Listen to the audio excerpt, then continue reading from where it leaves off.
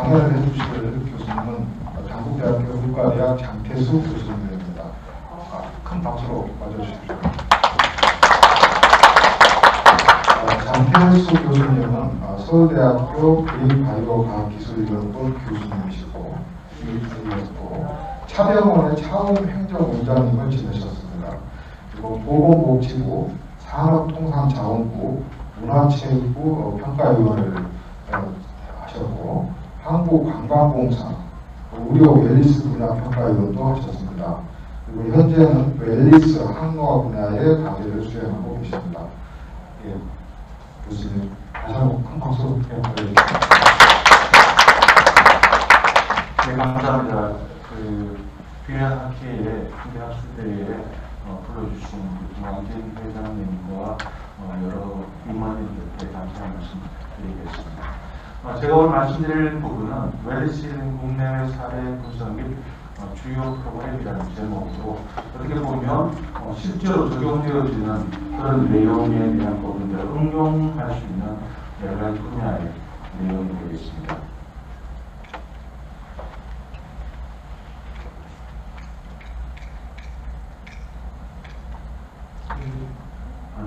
코로나 시대의 웰리스 힐링이라는 부분으로 먼저 말씀을 드리겠습니다. 지금 보시면 세계 지도가 있죠. 이 세계 지도에 칼라가 던져져 있습니다. 가장 대표적인 칼라가 옐로우 톤이죠. 옐로우 톤은 60세 이상의 노인의 비율이 10% 이하죠. 그래서 2002년에 60세 이상의 연령의 평균 수치는 10% 정도였습니다. 그런데 2050년이 되면 이 세계 지도의 색깔이 굉장히 많은 변화가 있습니다. 일본 북위에도 블루 앤 핑크 컬러가 주된 색깔로 나타나고 있죠.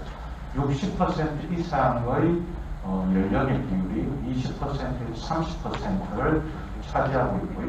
평균적으로 21%를 차지하고 있습니다. 이렇게 빠르게 세상이 고령화되고 있음을 우리가 알 수 있습니다. 이러한 마이크를 조금 더 가까이. 이러한 고령화 부분은요, 멀티플 디지즈, 한 가지 질병을 갖는 것이 아니라 여러 가지 질병을 동시적으로 갖게 되는 것이죠.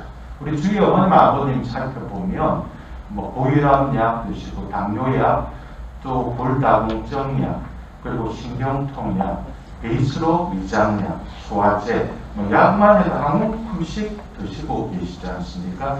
이러한 부분은 치료비의 증가라는 부분들로 당연히 비교될 수밖에 없는 것이고요. 우리나라는 두 가지 문제를 가지고 있죠. 하나는 저출산, 또 하나는 고령화의 문제입니다. 국가적인 경쟁력이 떨어지는 겁니다. 그래서 아랫단의 그림을 보면 소녀 세 사람이 앉아 있습니다. 한 명은 자라서 변호사가 되고, 한 명은 자라서 교사가 되고, 마지막 한 명은 자라서 암 환자가 되죠. 우리가 일생을 살면서 30% 정도의 사람들이 한 번은 암을 경험하게 되는 세상을 우리가 살고 있다는 겁니다. 그리고 우리가 지금 이야기를 하고 있는 이 순간에도 33초에 한 명이 심장순환기 질환으로 사망합니다. 그리고 75세에서 84세 연령의 20% 정도가 치매하고의 상관성이 밝혀져 있는 알츠하이머 디지즈의 문제를 갖고 있다는 거죠. 건강하게 오래 사는 것, 이것은 인간이 가지고 있는 기본적인 속성이라고 할 수 있겠습니다. 한 남성이 있죠. 이 남성의 이름은 진시황제죠. 진시황은 최초로 중국을 통일했고 만리장성을 쌓아서 그 부귀와 영화를 모두 누린 사람입니다. 그 자신이 이 젊음과 또 죽음을 회피하려는 노력으로 불로초를 찾아서 동방의 끝에서부터 서방의 끝까지 사람들을 보냈죠. 우리나라의 서귀포라는 지명 자체가 뭔가를 찾아서 돌아간 포부다라는 것에서 서귀포의 이름이 유래했다고 합니다. 그리고 동양의 아름다움의 대명사, 서양의 아름다움의 대명사라고 할 수 있는 클레오파트라와 양귀비도 그 시대에 가장 효과적인 자신의 젊음을 유지하고 건강하게 살 수 있는 모든 방법을 동원했죠. 그래서 이러한 오래 건강하게 살고자 하는 사람의 속성은 시대에 따라서 구현되어지는 방식의 변화가 있을 뿐이다라는 겁니다. 동영상 하나 잠깐 작동해 주시겠습니까? 밑 아래쪽에 클릭하시면 될 것 같습니다. 인체의 약 8%를 차지하고 있는 피. 장기만큼이나 중요한 이유로 예부터 피와 관련된 건강법이 많았는데 그 중에서도 피를 이용해 젊어지려는 사람들이 있었다. 루마니아 트란실바니아에 영향력 있는 가문 출신의 바토리. 그녀는 젊어지기 위해 무려 1568명의 소녀들을 죽이고 그 피로 목욕을 했다고 전해진다. 뇌졸중과 열병에 시달리던 교황 인노첸시오 8세. 그는 건강을 위해 어린이의 피를 주입했으며 북한의 김일성 역시 장수를 위해 20대 젊은이들의 혈액을 한 달 주기로 수혈받았다고 한다. 이처럼 과학적 근거도 없이 무분별한 민간요법이 이어져 오른 가운데 과연 혈액으로 젊어지는 방법은 있을까? 엘리자베트 배톨리라고 했어요. 하나의 절수 동반이 있습니다. 그 당시에 그 여성은 귀족의 신분이었고 굉장히 아름다운 여성이었다라고 합니다. 그런데 결혼하고 나니까 이 남편 되는 양반이 전쟁 광인 거죠. 계속 정년만 있으니까 자기 홀로 독수공방 늙어가는 겁니다. 그러다가 어느 날 하늘의 손을 이렇게 낚아채면서 이 자기 손톱으로 하늘의 손등에 상처가 생기게 됩니다. 그래서 떨어진 빗방울 몇 개가 자기 손에 떨어졌는데 피부가 굉장히 부드러워지는 느낌을 받습니다. 항상 주위의 사람이 문제죠. 이 젊은 여성의 피가 당신을 아름답게 하는 것입니다. 라는 말을 듣고 처음에는 굉장히 두렵고 떨리는 마음으로 그 사람을 잡아서 죽여서 그 피로 자기 몸을 적시게 됩니다. 그래서 한 번 어떤 무서운 일을 저지르기는 힘들지만 그 반복되면 두려움이 사라지죠. 그래서 1500명 이상의 사람들을 죽여서 하는 그 도구들이 전시가 되어져 있습니다. 피의 요강이라는 닉네임이 있죠. 이런 끔찍한 이야기가 최근에 타임즈 커버 스토리로 이 혈액을 교체하는 것에 의해서 젊음을 회복할 수 있다는 많은 연구 결과들이 보고가 되어져 있습니다. 그래서 이처럼 우리가 건강하게 오래 살고자 하는 부분들은 다양한 방식이 있는 겁니다. 지금 우리는 한 번도 경험해보지 못한 시대를 살고 있습니다. 작년 2월에 우리나라에 처음 코로나 확진자가 발생되었을 때 어느 누구도 이렇게 오랫동안 우리의 삶을 근본적으로 이 코로나라는 부분이 바꾸리라 생각했던 사람은 그렇게 많지 않습니다. 지금도 이 확진자의 수는 계속 나타나고 있고요. 이러한 코로나에 의해서 장기적으로 스트레스, 우울, 불안을 겪게 되고 특히 확진자들은 자신의 건강에 대한 문제뿐만 아니라 자신으로 인해서 가족이나 직장이 폐쇄되어지는 이런 죄책감이 시달리는 문제가 나타나고 있습니다. 그래서 경제적인 발전이 이루어지게 되면 부가적으로 자신의 건강에 소비되어지는 비용 자체도 증가되고 있고요. 이러한 것은 문화의 속성하고도 관계없고 일정하게 한번 이러한 제품과 서비스에 대한 적용이 되어지게 되면 이러한 부분이 습관화되어진다는 자료들이 만들어져 있습니다. 그래서 이러한 불용화라는 부분들은 새로운 개념의 건강관리 이런 요소들이 서비스가 나오게 될 수밖에 없는 것이고요. 앞서 발표해 주신 원장님도 말씀하셨다시피 우리나라는 삶의 질이라는 부분 또 자살률이라는 부분 굉장한 어떤 문제를 가지고 있습니다. 여기서 시사하는 재미있는 스토리가 하나 있죠. 베드블마우라고 하는 인구가 1,400명밖에 안 되는 작은 마을입니다. 구글 맵을 보시면 좌우측이 전부 어떻습니까? 산과 그냥 논밭입니다.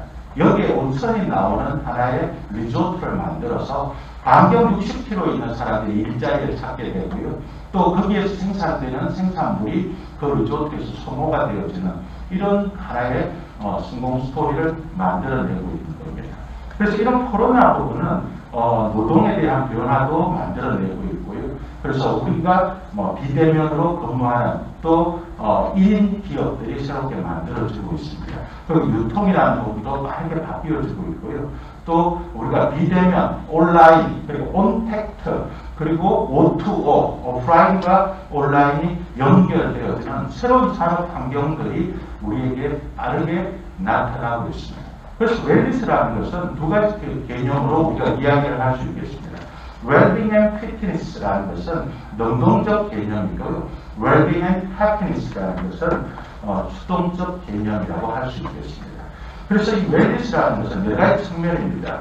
건강에 대한 측면, 사회적인 측면, 심리적인, 또 재정적인, 감성적인 이러한 부분에 균형을 맞출 수 있는 이러한 상태들을 이야기를 하고 있고요. 연구자마다 5가지 영역, 9가지 영역으로 웰니스라는 부분을 분류해서 적용을 하고 있습니다. 그래서 보면 정서적인 요소, 또 사회적인 요소, 심리적인 요소, 감성적인 요소 이러한 요소들에 대한 부분들이 굉장히 활발하게 연구가 되고 있고요. 중앙부처도 이런 웰니스와 힐링에 대한 여러 가지 사업들을 진행을 하고 있습니다.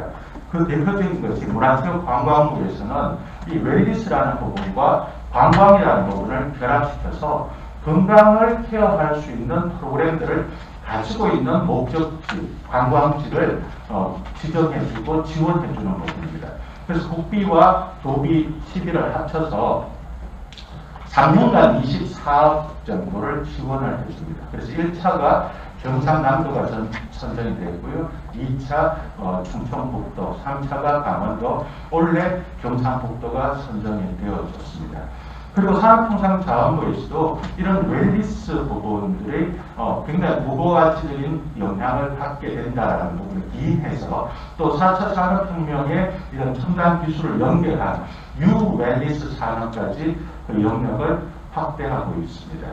그리고 마지막으로 해양수산부 자체도 우리나라가 삼면이 바다로 둘러싸여 있으니 이러한 해양 자원들, 해양 천연물들을 제품화하고 또 여기에 치유적인 서비스를 결합할 수 있는 해양 치유 시범 지역을 4군데를 선정해서 현재 진행하고 있습니다. 그럼 먼저 문화체육관광부에서 진행하고 있는 웰니스 관광에 대한 말씀을 드리면요.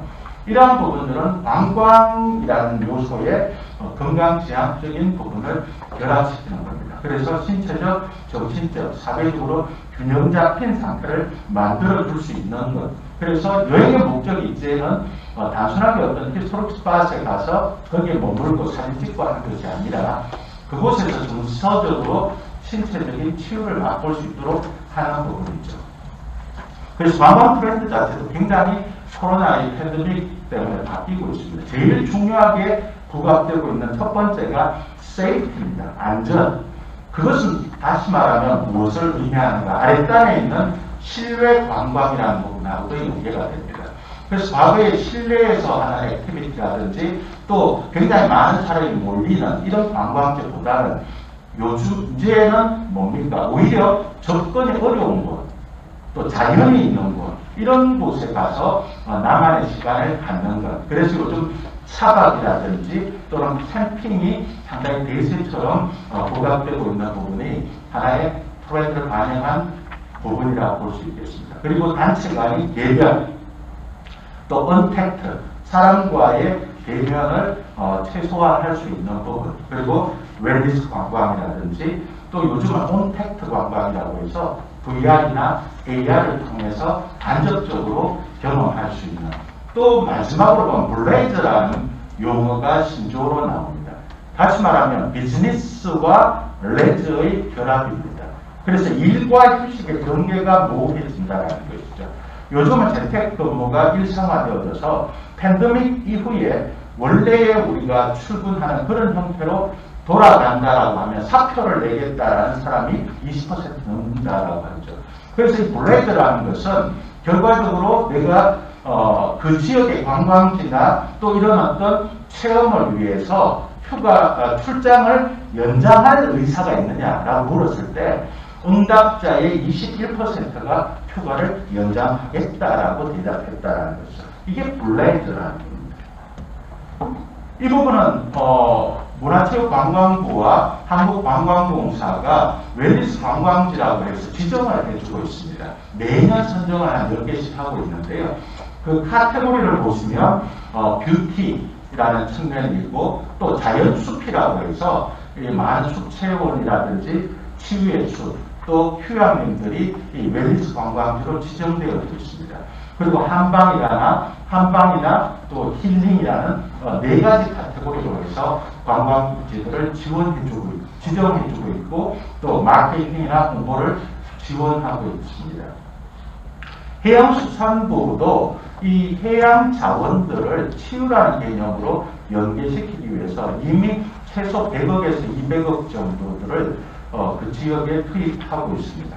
그래서 고성, 경남 고성, 경북 울진, 충남 태안, 이런 또 완도, 전라도 완도까지 해서 4군데가 현재 해양치유 시범지역으로 지정이 되어져서 해양치유센터를 건립하는 기본 계획을 가지고 있고 또 이 해양치유 프로그램들을 개발하고 있으며 이러한 프로그램이 실질적으로 이런 만성적인 질환이나 또 일반인들에 대한 건강 정진에 효과가 있는가라는 부분들을 검증하는 여러 가지 R&D 과제들도 진행을 하고 있습니다.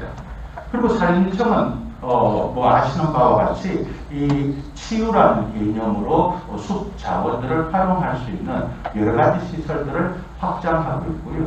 치유의 숲에 관련된 법규와 또 운영 지침에 대한 여러 가지 표준화 부분들도 활발하게 진행을 하고 있습니다. 그리고 치유농업에 관한 법률안도 통과가 되어져서 내년에 치유농업사에 대한 시험을 실시할 준비들을 하고 있고요. 또 전국에 이 치유농업사를 양성할 수 있는 기관에 대한 인정을 위해서 이미 접수를 진행하고 있고 평가를 진행하고 있습니다. 그래서 다양한 이런 치유농업의 효과에 대한 부분들을 검증을 이미 충분히 진행을 하고 있고 또 앞으로도 계획을 가지고 있는 것으로 알고 있습니다. 그래서 이러한 어떤 치유라는 개념, 웰니스 힐링이라는 개념에 대해서 우리보다 앞서가고 있는 해외는 어떻게 진행하고 있는가, 또 국내에는 어떠한 곳이 어떠한 프로그램을 가지고 있는가라는 부분들을 우리가 한번 살펴본다는 것은 또 의미가 있다라고 판단되어져서 2부에 말씀드릴 내용은 국내외의 웰니스 앤 힐링 사례 분석 및 프로그램에 대한 내용을 함께 나누고자 합니다. 이곳은 독일의 바트 베르스코펜이라는 곳입니다. 숲을 이용한 힐링 도시의 아주 모범 사례로 꼽히고 있고요. 그 치유와 휴양을 위해서 하루에 3,000명에서 4,000명 가까이가 방문을 하고 있습니다. 연간 90만 명 이상이 방문을 하고 있고요. 여기에 호텔이나 또 리조트 이런 것들이 사람들이 당일로 머무는 게 아니지 않습니까? 그래서 그러한 시설들이 만들어지면서 이 지역 자체가 치유를 중심으로 활발하게 움직이고 있는 것이죠. 하트 센터라고 해서 이것은 온천, 물을 이용한 부분, 영양에 대한 부분, 숲에 대한 부분, 운동에 대한 부분 이런 것들이 이제 프로그램이 되어져서 체계적으로 제공이 되는 것이죠. 세바스찬 크라이프라는 신부님이 내분 교대요, 마이 퓨어 워터라는 그런 책을 기술하면서 이 크라이프 요법 자체가 체계화되어지는 것이죠. 마을 구성도 보면 휴양시설과 요양시설, 또 액티비티를 할 수 있는 이런 다양한 시설들이 있어서 이 프로그램들이 제공이 되고 있습니다. 또 캐리언 웬치라는 미국의 모델입니다. 제가 차움이라는 우리나라의 최초에 보면 병원이 1,500억 정도를 투입을 해서 항노화센터를 만들었습니다. 환자를 대상으로 한 병원이 아니라 일반인을 대상으로 하는 것이죠. 그것을 위해서 이제 이런 보여드리고 있는 곳들을 전부 가서 벤치마킹하고 프로그램들을 체험하면서 자료를 수집했던 제 젊었을 때의 모습입니다. 그래서 이 캐리언 벤처 같은 경우는 일주일 스테이하는 비용 자체가 보통 한 850만 원, 1000만 원 정도의 저렴한 가격을 형성하고 있습니다. 문자가 하나 나왔는데 매번 웃어주셔서 감사드립니다. 그래서 일주일 스테이하는 비용 자체가 통상적으로 1000만 원이면 굉장히 어떻게 보면 우리가 누가 저런 곳을 갈까라고 했는데 저는 여기 한 3번 정도 갔습니다. 스터디를 한 목적은 처음에는 어떤 곳인가 재방문율이 제일 높거든요. 전 세계에서. 그리고 두 번째가 할 때는 이제 프로그램 스터디하고 세 번째는 그냥 좋아서 하는 그런 곳입니다. 그래서 굉장히 미국이 제일 위에 있는 곳이 애리조나 투싼에 있는 1979년에 맥트만이라는 사람이 자기 목장부에 만든 곳이에요. 그래서 이 당시에 79년에 만들 때 벌써 담배를 못 피우고 알코올 리조트인데도 마시지를 못합니다. 그 정도로 건강지향적인 요소들을 만들었고요. 그 다음에 89년에 매사추세츠 락스라는 곳을 만들었고 제일 마지막에 마일 비치 쪽에 만들어져 있는 곳입니다. 그래서 프로그램 보면 댄스 무브먼트라고 해서 춤을 추면서 자신이 보통 사용하지 않던 근육들을 자연스럽게 사용하는 부분, 또 물에서 하는 수중 운동들, 그리고 제일 중요한 게 숲을 걸리면서 숲 치유를 하는 부분, 또 쿠킹 클래스가 있어서 자기에 맞는 역량을 공급받을 수 있는 이런 프로그램으로 굉장히 체계화되어져 있고요. 또 교육 세션들이 워낙 잘 돼 있어서 이런 프로그램을 체험하는 것 플러스 난 교육이 너무 좋아서 교육만 받겠다라고 신청해서 오는 사람들도 굉장히 많고 79년에 만들어졌으니까 상당히 오래됐잖아요. 그 당시에 있던 직원이 지금도 근무하는 사람들이 많습니다. 그래서 제가 가서 한 몇 시간을 인포데스크에 앉아 있었어요. 실제로 어떤 현상이 일어났나 놀랍게도요. 그런 개인주의가 팽배한 미국 사회에서 손님과 그 종업원의 관계가 돈을 주고 돈을 받는 그런 관계가 아니에요. 헤어져 있던 친척이 만나는 그런 분위기. 그래서 여기는 이제 부킹을 하게 되면 가기 전부터 메일이 계속 옵니다. 뭐 네가 원하는 음식이 뭐냐, 네 운동은 어느 정도 하냐, 이게 파악을 하는 거죠. 퍼스널라이즈드.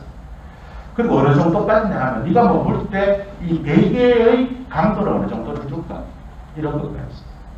그리고 아예 일주일 스테이가 기본 프로그램인데 일주일 딱 들어가면 나를 위한 이런 핸드북이 아예 딱 나옵니다. 그래서 나한테 추천해 줄 수 있는 운동들은 너는 보니까 초보야, 균형 잡기도 힘들어. 네가 할 수 있는 운동은 이런 거야.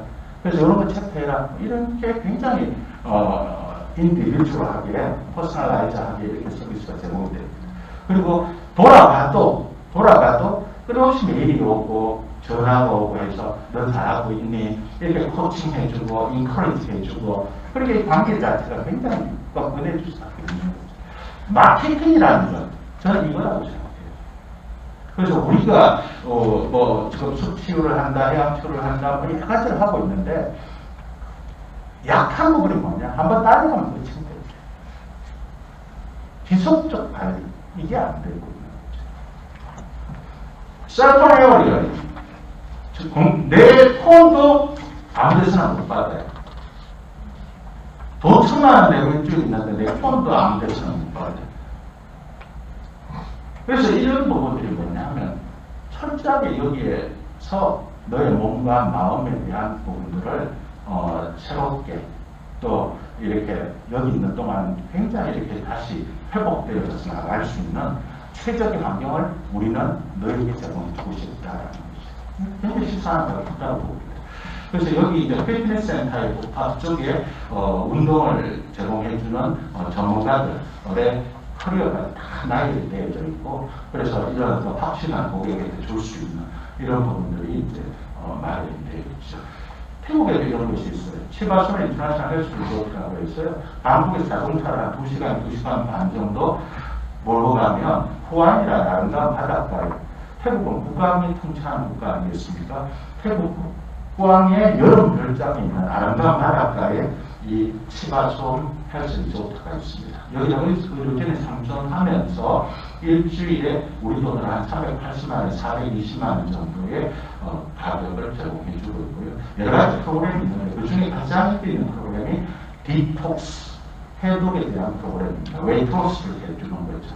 그래서 다양한 프로그램들이 만들어져서 제공되고 있습니다. 우리나라도 이러한 어떤 영향을 받아서 서귀포에 치유의 숲이 있습니다. 그래서 예약에 의해서 방문할 수가 있고, 또 굉장히 우리에게 시사한 바는 큰 것이 뭐냐 하면 그 마을과의 공생. 그래서 이 상품 안에 사람 도시락이라고 해서 제주도에 이런 어떤 만든 그 식재료를 가지고 도시락을 만들어 제공을 해줍니다. 그건 주민들이 가는 거예요. 그래서 소득이 주민에게 돌아갈 수 있는 이런 부분이고요. 뭐 잘 아시는 홍천 힐리언스 들어가는 입구를 통과하면서 휴대폰이 터지지 않습니다. 그리고 지금도 매니저가 하는 역할이 전파 탐지기를 가지고 다니면서 휴대폰 터지지 않게 방해 그 차단 부분을 하는 게 또 일과 중에 하나입니다. 그리고 초창기에는 방에 에어컨도 없고 TV도 없고 전화도 없었습니다. 의도된 불편함. 그래서 초창기에 이런 컨셉을 만들었다가 부도나기 일보 직전이었는데 트렌드가 바뀌는 거죠. 힐링, 웰니스 이런 트렌드가 돼서 이제는 사람들이 그것이 더 좋다라고 받아들이는 거죠. 제가 기획해서 만들고 또 행정원장을 했던 차움입니다. 그래서 차움은 병원에서 진행을 했지만 환자를 대상으로 하는 것이 아니라 일반인을 대상으로 하는 것이고요. 그래서 멤버십 가격이 1억 7,500만 원입니다. 그래서 이걸 이제 멤버십을 팔 때 제가 탑하얏트 호텔에서 한 50번 정도 프레젠테이션을 해서 450장을 팔았습니다.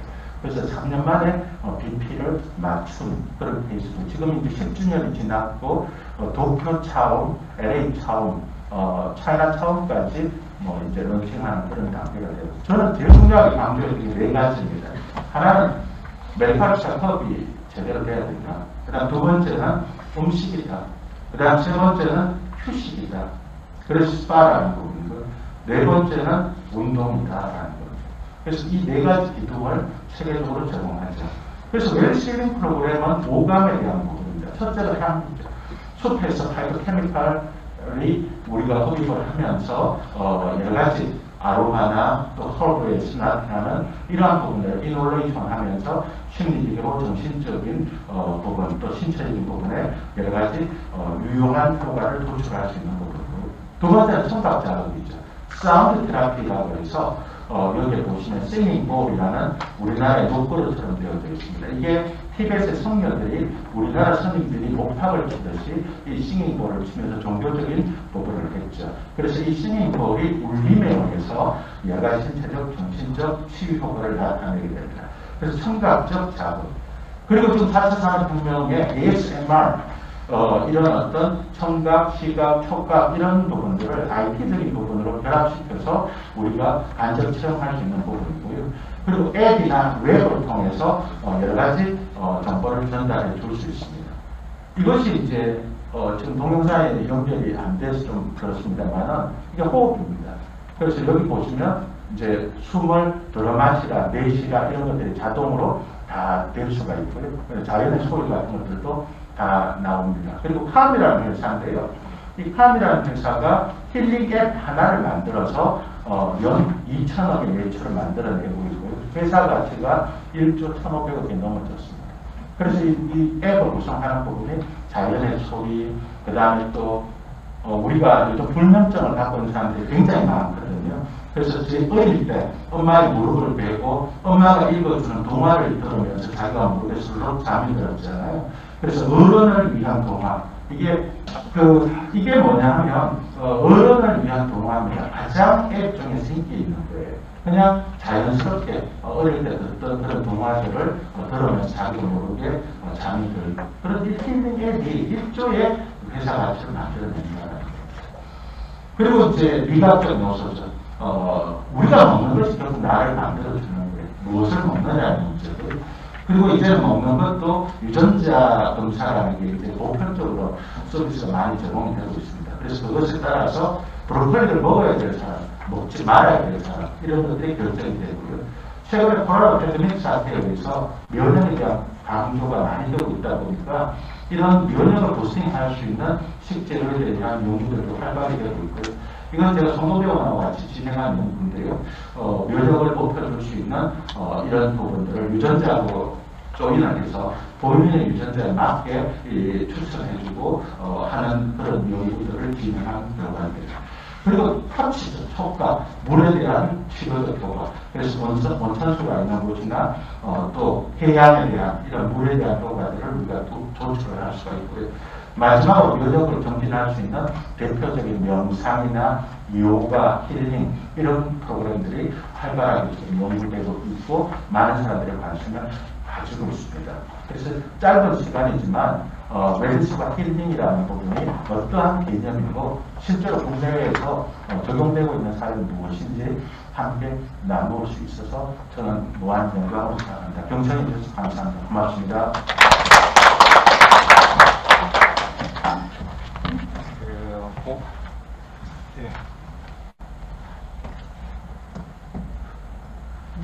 보건복지부 그리고 산자부, 문체부 이렇게 뭐 여러 부서들을 이렇게 다니면서 여러 가지 통합적으로 이렇게 말씀을 해주셨어요. 저는 기억에 남는 것이 잠깐만요.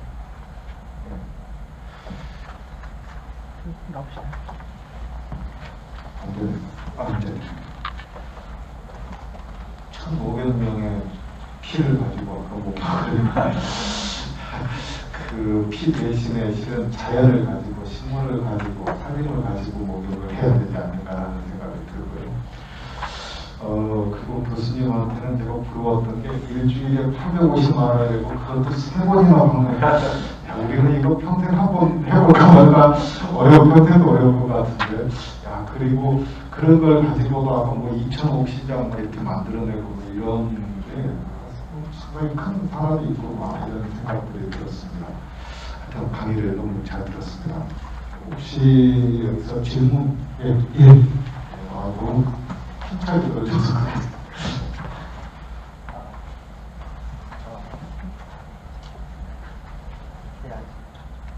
조금 이따가 되는 마이크가 그러니까 네, 마이크가 시간이 지나죠. 네, 안녕하십니까. 환경가족행의 이영훈 기자입니다. 네, 그 강의 너무 잘 들었고요. 그 한 가지 아까 그 발표 자료에는 잠깐 나와 있었는데 제주 헬스케어 관련해서 좀 질문을 드리려고 지금 제주 헬스케어 사업이 그 녹지병원이 그 영리병원 지정 취소 때문에 사실 다 무산된 상태고 지금 제주도에 갈 때마다 이제 좀 충무로 남아 있어서 그 차원에서는 여기를 의료 연구 기반 그 시설로 좀 이제 어떻게 활성화해보고자 지금 노력을 하고 있는데 영리병원이 없는 상태에서 지금 발표된 그 웰리스 관광지로서 조금 이제 성공할 수 있는 혹시 뭐 해법이나 조금 생각을 갖고 있으시다면 좀 듣고 싶습니다.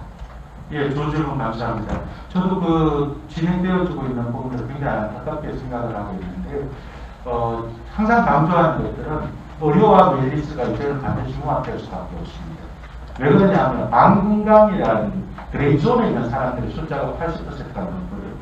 방건강이라는 게 뭡니까? 난 불편하고 힘들어요.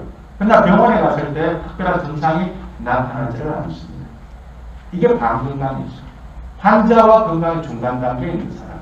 이 사람들을 케어할 수 있는 부분이 뭡니까? 여러분들이 지금 연구하시는 숲과 자연과 환경이라는 요소들이 어떻게 인체에 영향을 미칠 수 있는가. 이런 부분들이 웰리스의 펀더멘탈한 가치가 형성되어지는 귀중한 자료가 만들어지는 겁니다. 그래서 저는 녹지병원의 해법은 의료와 웰리스가 융합이 되어져서 방건강에 있는 사람들이 제주를 방문하면서 거기에서 스테이하면서 아까 말씀드린 해외의 사례처럼 캐논 렌치나 이런 것처럼 체류형 자신의 건강을 케어할 수 있는 시설로 탈바꿈이 되어진다라고 하면 상당히 경쟁력이 있지 않겠나 이렇게 생각되어지고 그 제 나름대로 해법은 답변을 그렇게 드리고 싶습니다.